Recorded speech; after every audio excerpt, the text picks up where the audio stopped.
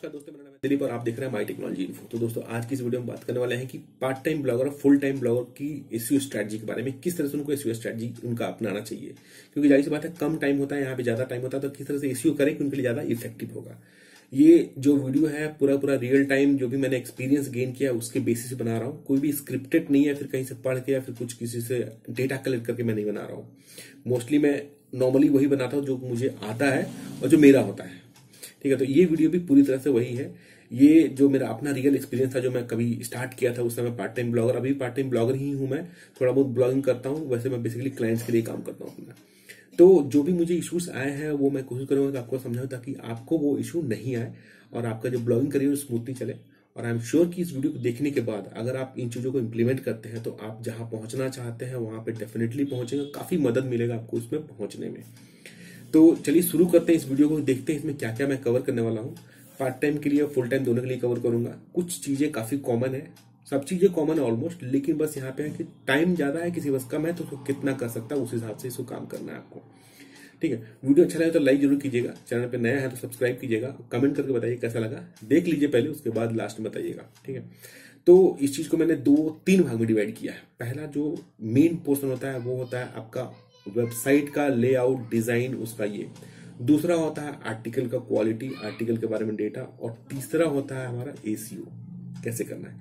ये 3 चीजें यहाँ पे आपको टाइम में इन्वेस्ट करना है। पहला चीज जो होता है साइट का डिजाइन, आउटलुक, एवरीथिंग, वो होता है वन टाइम इन्वेस्टमेंट। एक बार करना है आपको, वो एक बार करके छोड़ देना है। घर एक बार बन गया तो बन गया, अब उसमें आने जाने वाले कौन है क्या है वो बात की बात है। घर बन गया, खड़ा हो गया, अब वो बार बार चेंज नहीं करना है। आपका वेबसाइट बन के रेडी हो गया, चेंज नहीं करना उसको। अब इसमें दिक्कत क्या आती है कि आपको अरेंज करना है इसको। सबसे पहला कि आप कैसा वेबसाइट चाहते हैं वो सोचिए, किसकी तरह वेबसाइट चाहते हैं। कोई आपका आइडियल है या फिर किसी की तरह देखा है आपने, उस तरह का वेबसाइट बनाना चाहते हैं। सब कुछ पहले कलेक्ट कीजिए। प्रॉपर हेडिंग कहाँ रखना है वो देख लीजिए, मेनू कहाँ रखना है वो रखना है, आपको थंबनेल किस तरह के जो थीम्स होते हैं वो सिलेक्ट कर लीजिए। फुटर कैसा होना चाहिए, फुटर में क्या क्या कंटेंट होने चाहिए, लोगो होना चाहिए आपका, प्रॉपर लोगो पे काम कीजिए। अब लोगो किसी का प्रॉपर नहीं देखा मैंने, टेक्स्ट लोगो लगा हुआ है यार, 100-200 में लोगो मिल जाएगा। 100-200 में लोगो लोग फेसबुक को बनाते हैं, आप एक प्रोफेशनल लोगो बनवाइए, ताकि एक ब्रांडिंग वहां से क्रिएट होती है। अगर ब्रांडिंग सही नहीं है तो गड़बड़ हो जाएगा। सपोज कि आपने सब कुछ कर लिया, सब कुछ रेडी हो गया, ये वन टाइम है, एक ही बार काम करना है इसको। एक बार करके 1 महीना 2 महीना जो भी लगे उसको लगा के हटाइए उसको, क्योंकि बहुत ज्यादा टाइम लेता है। और इसमें मैं आपको बार बार आप चेंज नहीं करिए इसको। बार बार चेंज करेंगे तो आपका टाइम भी जाएगा और यूजर एक्सपीरियंस खराब होगा। यूजर एक्सपीरियंस क्यों खराब होगा वो बता रहा हूं मैं आपको। सपोज कि आप जहां भी रहते हैं वहां लोकल एक मार्केट में कोई दुकान है जहां पे आपको सामान खरीदने जाते हैं। आज गए आप सामान लेके आए, कल को वहां जाते हैं तो उस दुकान का पूरा लेआउट चेंज हो गया है, कलर चेंज हो गया है, कर्टेन इधर से उधर आ गया है, काउंटर नहीं है, काउंटर कहीं और लग गया है, विंडो यहाँ है तो वहां हो गया है। अब आप अगले दिन जाएंगे तो कंफ्यूज हो जाएंगे, बिना किसी से कुछ पूछे, बिना कुछ बताए आप ये सोचेंगे कि वो दुकान वाला चला गया या फिर कौन है, ये किसकी दुकान है, सही दुकान है या गलत दुकान है। जब आप रियल में जाके रियल लाइफ में आप कंफ्यूज हो सकते हैं, तो ऑनलाइन जो बंदा आता है आपकी साइट पे और वो बार बार आता है तो कुछ और थीम देखता है, तो जाहिर सी बात है वो कंफ्यूज हो जाता है। यूजर एक्सपीरियंस जो आपका खराब हो जाएगा। आपको एक बार वेबसाइट फाइनलाइज करना है और उसको छोड़ के हटाना है, उसको बस उस पे बस काम करना है। दूसरा इंपॉर्टेंट चीज क्या गलती करते हैं लोग, मेन वेबसाइट पे प्लगइन इंस्टॉल करते हैं, मेन वेबसाइट पे सब कुछ डेटा लिखते हैं, रिफ्रेश करके जाके देखते हैं आया कि नहीं आया। You don't have to do this, बहुत बैड प्रैक्टिस है ये, बिल्कुल नहीं करना चाहिए। आप जब भी एक होस्टिंग खरीदते हैं उसमें सब डोमेन का ऑप्शन होता है, सब डोमेन में जाके एक दूसरा सब डोमेन बनाइए, सेम कोड वहां का यहाँ रखिए, वहां पे आप छोड़िए, वहां पे जो लाइव चल रहा है चलने दीजिए उसको। जब आप सब डोमेन में जाइए, सब डोमेन में जाके जो भी प्लगइन इंस्टॉल करना, जो भी छेड़छाड़ करना इधर करो, इसको जाकर टेस्ट करो चल रहा है कि नहीं। जब सब कुछ चल रहा है सही से, सब कुछ फाइनलाइज हो गया, एवरीथिंग वर्किंग फाइन, तब जाके वो प्लगइन वहां इंस्टॉल कीजिए और वहां जाके रिफ्रेश करके देखिए सही चल रहा है कि नहीं। क्योंकि मान लीजिए कि मेरा भी रिसेंट एक फॉलोअर थे, उनका AMP डाल के पूरा वेबसाइट का पूरा वो लेआउट बिगड़ गया, पता नहीं फिक्स हुआ कि नहीं अभी तक इशू वो। तो मेन साइट उनकी पूरी टूट गई, बिखर गई, इधर उधर हो गया। अगर आप सब डोमेन पे करते हो तो वो नहीं होगा। तो हमेशा आपको सब डोमेन पे काम करना है, और जो कोड आपने लिखा, जो प्लगइन इंस्टॉल किया चल गया, तब जाकर उसको मेन डोमेन पे उसको इंटीग्रेट करना, वहां पे इंस्टॉल करके रिफ्रेश करके देखना है, वो भी रात को जब आपके साइट पे यूजर नहीं रहे तो। तो पहला पोर्शन जो था ये काफी इंपॉर्टेंट है दोनों के लिए, इधर पार्ट टाइम और फुल टाइम। मैं बहुत टाइम बर्बाद किया हूँ थीम के चक्कर में, और मेरा वेबसाइट सही नहीं लग रहा। कभी कोई थीम डाल रहा हूँ तो ये टूट जा रहा है, कभी कोई थीम डाल रहा हूँ तो यहाँ पे नीचे कुछ नहीं आ रहा, ऑथर का नहीं आ रहा, कभी कॉन्टेक्ट अस का नहीं आ रहा। Is a very hectic. तो इसको आप जितना टाइम लगाना है लगा के फाइनलाइज कीजिए। यूजर एक्सपीरियंस खराब नहीं होना चाहिए, क्योंकि यूजर बाद में आएगा, देखेगा तो बिगड़ जाएगा, खत्म हो जाएगा सब कुछ, पूरा मेहनत बर्बाद हो जाएगा। पहला काम आपको यूजर एक्सपीरियंस सही करना है, फॉन्ट प्रॉपर सेलेक्ट करना है, कलर सेलेक्ट करना है, लोगो लगाना है, उसमें मेन्यूज कहाँ रहेंगे वो लगाना है, फेसबुक का, सोशल मीडिया का कहाँ पे जो भी विजेट्स वगैरह हैं कहाँ लगाने हैं, फुटर कैसे होना चाहिए, आपको ऑथर व्यू में क्या लिखना है, फुटर में क्या क्या कंटेंट, ये सब कुछ आपको पूरा पूरा फुल फ्लेज रेडी करके ही आपको साइट को लाइव करना और आर्टिकल डाल के प्रमोशन करना उसका। ठीक है, पहला पार्ट खत्म। दोनों के लिए सेम है ये, आइदर पार्ट टाइम और फुल टाइम, बोथ, उन दोनों को ये चीज पे फोकस करना। अब आते हैं दूसरी चीज, हमारा आर्टिकल के ऊपर आते हैं। पार्ट टाइम भाई लोग, पार्ट टाइम आप मात्र करते हैं 3 घंटा 3.5 घंटा काम, मान लो, तो हफ्ते में कितना काम किए? तो डेली का अगर आप 3.5 घंटा काम करते हैं तो हफ्ते में लगभग 25 घंटा काम करेंगे। अब 25 घंटे में अगर आप 2-3 आर्टिकल पब्लिश मार रहे हैं भाई, तो it's not at all good, it's not at all safe, क्योंकि इतना आप नहीं कर सकते हैं। जो पार्ट टाइम ब्लॉगर हफ्ते में 2 आर्टिकल पब्लिश करते हैं तो 25 घंटे में 2 आर्टिकल नहीं संभाल सकते आप। तो मैं रिकमेंड करूंगा जो पार्ट टाइम ब्लॉगर है वो हफ्ते में सिर्फ 1 आर्टिकल पब्लिश करें। जो फुल टाइम ब्लॉगर है हफ्ते में 2 आर्टिकल पब्लिश करें, नॉट मोर देन दैट, काफी है। क्योंकि एक कहावत है, बच्चे पैदा करके छोड़ना नहीं होता, उनको संभालना ही पड़ता है, उनकी परवरिश करनी पड़ती है। उसी तरह एक आर्टिकल जब आप डालते हैं, पब्लिश करते हैं, तो इट्स योर रिस्पॉन्सिबिलिटी कि आप उस आर्टिकल को ऊपर लेके जाएं। पब्लिश करके छोड़ने से नहीं होता है, पब्लिश करके छोड़ने में होता है तो एक दिन में 10 कर सकता है आदमी, लेकिन 1 आर्टिकल पब्लिश करने के बाद उसको संभालना पड़ता है, उसको देखना पड़ता है कि क्या क्या इसमें करना है। तो पहला काम आर्टिकल लिखने में हफ्ते में पार्ट टाइम वाले जो है वो 1 करें, फुल टाइम है वो 2 करें, मैक्सिमम 2 करें, ज्यादा नहीं करें।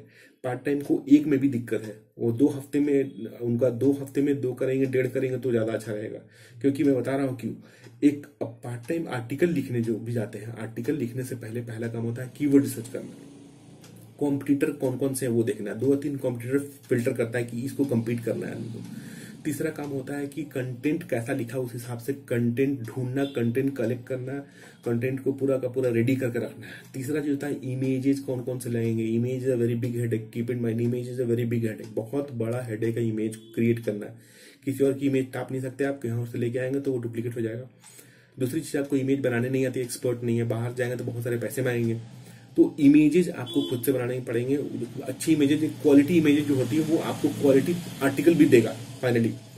तो अगर इमेज से रिलेटेड कोई डाउट हो, अगर इमेज बनाना चाहते तो मैंने एक वीडियो बनाया है वो देखिएगा, नहीं तो बोलिएगा, मैं फिर से दोबारा बना दूंगा। मैं क्योंकि मैं अपनी वेबसाइट पे सारी इमेजेस खुद से बनाता हूँ, 95% खुद से बनाता हूँ।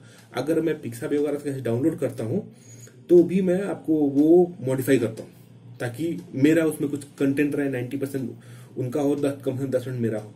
वो वीडियो में नीचे डाल दूंगा कि बहुत सारे सोर्स 10 रॉयल्टी फ्री इमेजेस आपको मैं बता दूंगा, वहां से डाउनलोड कर सकते हैं, उसको मॉडिफाई कर सकते हैं।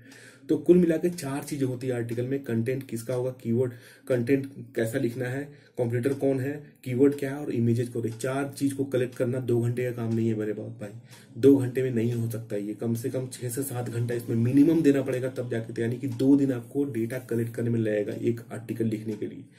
तीसरे दिन जब आप उसको लिखना शुरू करेंगे, लिखेंगे, तो मैंने ऑलरेडी आर्टिकल का एक टेम्पलेट दिया था कि किस तरह का आर्टिकल हो, प्रॉपर टेम्पलेट आप रेडी कर रखें। उसके बाद उसको उसमें चिपकाएं, सब कुछ उसमें लिखें फाइनली, और इमेजेस वगैरह लगा के तब उसको पब्लिश करें। जब आप पब्लिश करेंगे तो ये लिख के पब्लिश करने में 2 घंटे में काम हो जाएगा। फिर भी आपके पास बचते हैं 1.5 घंटे। अब वो 1.5 घंटे में, यानी कि अगर आप वेडनेसडे को पब्लिश कर रहे हैं तो मंडे ट्यूसडे को आपने डेटा कलेक्ट किया, सब कुछ किया, वेडनेसडे को आपने पब्लिश किया अपने आर्टिकल को, शाम को 5 बजे, 6 बजे, रात को 8 बजे। अब वहां से 1.5 घंटे। अब आता है Wednesday, Thursday, Friday, Saturday, Sunday, 5 दिन। वेडनेसडे का 1 घंटा छोड़ दो उसको, फिलहाल 4 दिन। फिर भी अब 4 दिन उसको प्रॉपर दबा के एसईओ करना। उसको बिना एसईओ किए वो साइट की रैंकिंग नहीं आएगी, उस आर्टिकल पर ट्रैफिक नहीं आएगा। जब तक ट्रैफिक नहीं आएगा उस आर्टिकल के बारे में लोग जानेंगे नहीं, लोग बात की चीजें सर्च इंजन नहीं जानेगा। ये चारों चीज करने से पहले इंडेक्सिंग, पहला काम आपको इंडेक्सिंग करना है, साइट में आप सबमिट करना है उसमें जाके, ताकि इंडेक्सिंग हो। इंडेक्सिंग होते रहेगा तब तक आप उस पर ट्रैफिक भेज सकते हैं, क्योंकि वो मैनुअल होता है। इंडेक्सिंग में सर्च जो ऑर्गेनिक आता है तब आता है, वो तब वहां काम आता है कि उस ऑर्गेनिक में काम आएगा। मैनुअल ट्रैफिक में ऑर्गेनिक का कोई जरूरत नहीं है, क्योंकि आप डायरेक्ट लिंक से भेज रहे हैं। तो आपको मैनुअल ट्रैफिक पे काम करना है, एसईओ करना है। एसईओ के 9 टेक्निक्स मैंने बताया थे, वो कीजिएगा।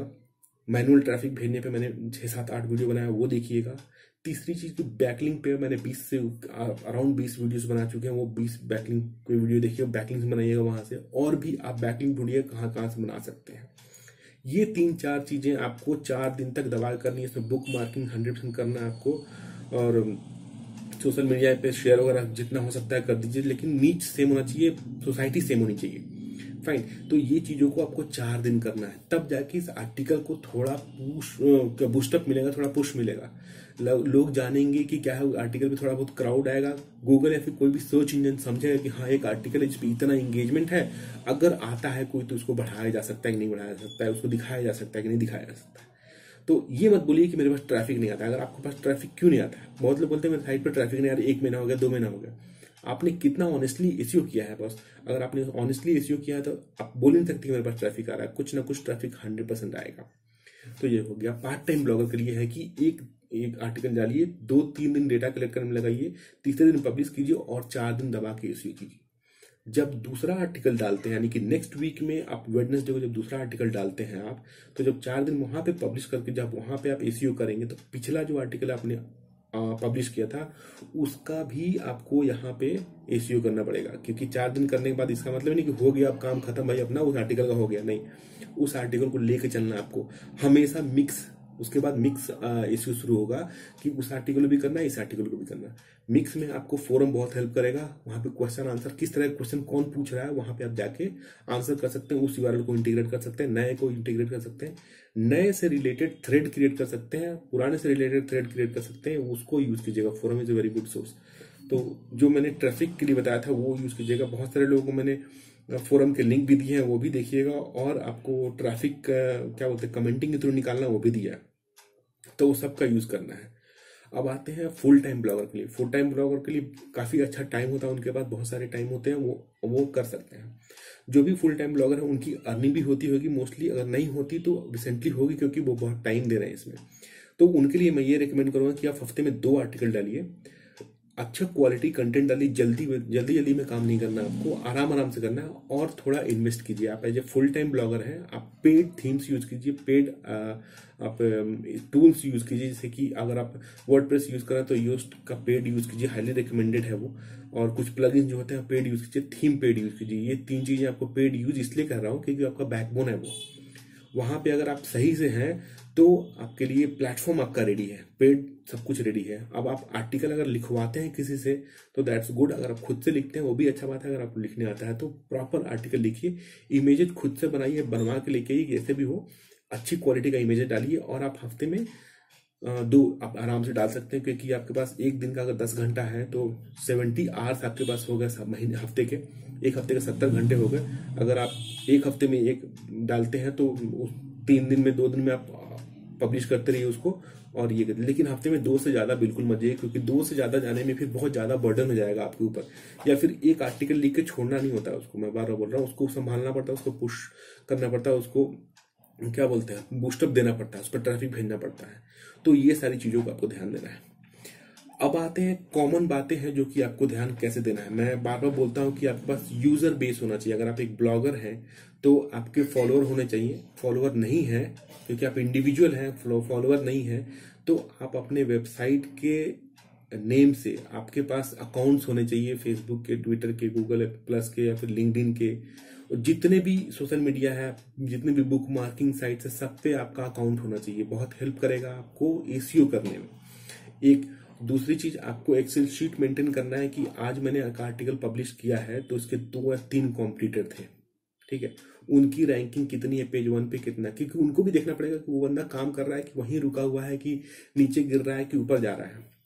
एक चीज है, हफ्ते में 1 दिन बैठ के पूरा स्टडी करना पड़ता है कि 2 आर्टिकल मैंने डाला था इस हफ्ते, तो दोनों का ये है, ये स्टेटस है कि ये इतने पे था या नहीं था, आया कि नहीं आया, इसके जो 3 कॉम्पिटिटर थे ये तीनों वहीं पे हैं कि ऊपर उठ रहे हैं या फिर नीचे गिर रहे हैं, इनको देखना पड़ता है। SEO is not all about doing a blogging, कुछ भी ब्लॉगिंग, एसईओ ऐसा नहीं है, ब्लॉगिंग ऐसी बात नहीं है कि आप बस आर्टिकल लिखा पब्लिश कर दिया हो गया। It's not at all easy, आपको बहुत कुछ ट्रैक करना पड़ेगा, इसमें हर एक चीज को पकड़ के रखना पड़ता है। एक आदमी का काम नहीं है, 2-3 बंदे हों ग्रुप में तो ज्यादा अच्छा रहता है काम करने में, काम डिवाइड हो जाता है। आप अगर अकेले हैं तो आपको 3-4 रोल प्ले करना होता है इसमें, as a content writer, as a developer, designer, as a image designer, उसके बाद as a SEO expert, as a tracker जो आप ट्रैक करते हैं, एज ए डिफेक्ट फिक्स, सारे रोल्स आप खुद से डिजाइन कर सकते हैं, आपको खुद ही निभाने पड़ते हैं इसमें। तो उन सभी के लिए आपको टाइम अलग अलग देना पड़ेगा और इसका एक चेन होता है। डिजाइनिंग हो गया है, डेवलपमेंट चल रहा है, उसके बाद से टेस्टिंग हो गई, उसके बाद से अब इस पे अब इसका प्रोडक्शन में लाइव चल रहा है, अब इसको संभालना है, कुछ अगर ब्रेक हुआ तो उसको फिक्स करना है और फाइनली ट्रैक करना है। ये 5 चीजें जो होती है सॉफ्टवेयर डेवलपमेंट लाइफ साइकिल, वो यहाँ भी लगता है, थोड़ा सा फंडा अलग होता है। तो आपको हफ्ते में एक दिन टाइम निकाल के पूरे को ट्रैक करना है कि मैंने जो पब्लिश किया था उसका कॉम्पिटिटर का क्या सिचुएशन है, मेरा क्या सिचुएशन है, दूसरे आर्टिकल में कितना बैकलिंक बना, उसमें कितना बैकलिंक मिला, इस पे कितना ट्रैफिक आया, इसमें कितना ट्रैफिक नहीं आया। हफ्ते में एक दिन ना तो एसईओ करना होता है, जो पार्ट टाइम है उनके लिए बता रहा हूँ, जो हफ्ते में एक दिन ना तो एसईओ करना है ना आर्टिकल पर अपने कुछ नहीं करना, ये सारी चीजों को ट्रैक करना है आपको। तब आपके दिमाग में क्लियर इमेज 110% आएगा कि आप कहाँ पे हैं। फुल टाइम ब्लॉगर है, हफ्ते में एक दिन 3 से 4 घंटा 5 घंटा निकालिए और बैठ के उसको ट्रैक कीजिए कि मैंने ये डाला था, यहाँ पहुंचा, ये कॉम्पिटिटर थे और इसके इतना रिस्पॉन्स आ रहा है। ये बहुत जरूरी है करने के लिए। मैं कुछ नहीं करता था पहले, मैं ब्लाइंडली डालता था और उसको बार बार जाके चेक करता था डबल कट में मेरा आया कि नहीं, मेरा आया कि नहीं, मेरा आया क्यों नहीं आ रहा, क्यों नहीं। फ्रस्ट्रेट होकर मेरी 3 वेबसाइट बर्बाद हो गई थी, ई fitness corner, tech blog magazine, employ versus boss, blogger पे 1-2 सब खत्म हो गया, 0 हो गया। लेकिन उन चारों में से मुझे गेन क्या हुआ, व्हाट इज ब्लॉगिंग, कैसे करते हैं, क्या होता है, बहुत एक्सपीरियंस, बहुत कुछ टाइम इन्वेस्ट करने के बाद थोड़ा बहुत एक्सपीरियंस गेन हुआ कि ब्लॉगिंग कैसे करना होता है। ठीक है, तो मैं जो बता रहा हूँ इसको प्लीज कीजिएगा, डेफिनेटली आपको हेल्प मिलेगा, नहीं मिलने का सवाल ही पैदा नहीं है। Tracking is very important, track नहीं करेंगे मजा नहीं आएगा।